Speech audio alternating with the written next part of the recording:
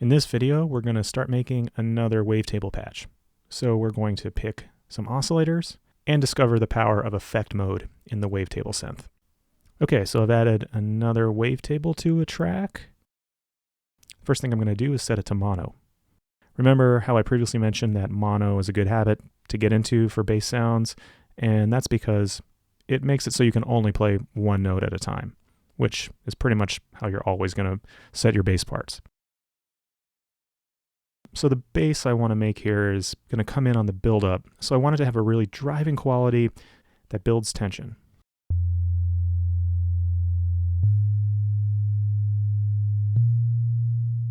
So I'm going to go to Collection, and I like this amber table quite a bit.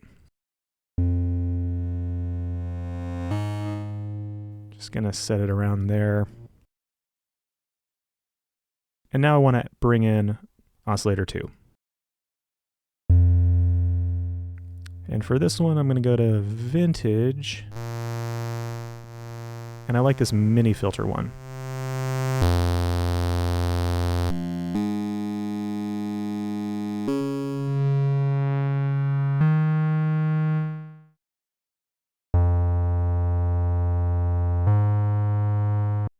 And now I'm actually going to bring down this oscillator 2 by an octave, or 12 steps.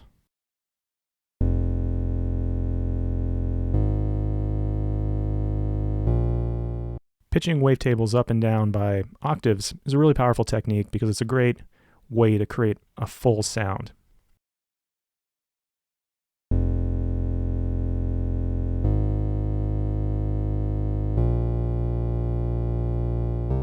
So this patch might sound a little bit dull and not very intriguing at the moment, so let's see what effect mode can do.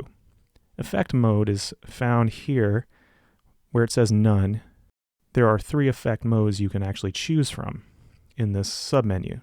FM, Classic, which is basically pulse width modulation,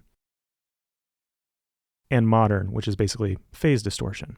These effects are really cool because they allow you to further mangle or modify the wavetables in very interesting ways that are hard to achieve, especially with, say, an analog synth. The results can be pretty dope.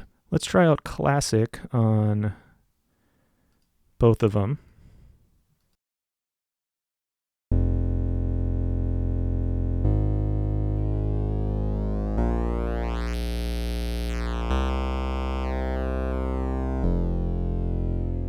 You can probably already hear there's a ton you can do with this.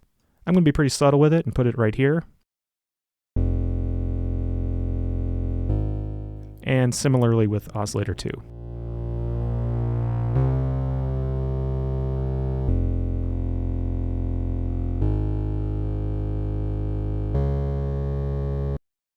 Don't worry, we're actually going to be modulating these pulse width controls later, so we'll be back. Now lastly, let's just add a sub-oscillator.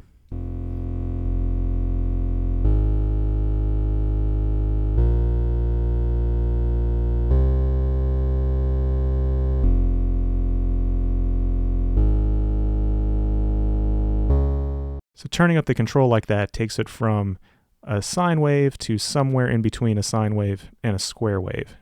It does give it some more drive and character, and it cuts through on speakers better.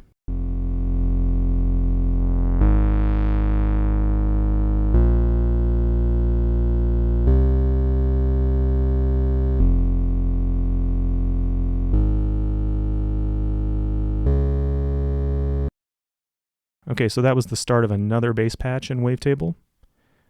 I set up the 2 main oscillators and slightly modified the pulse width section on both via one of the effect modes. Then finally I added some extra square wave with the sub oscillator.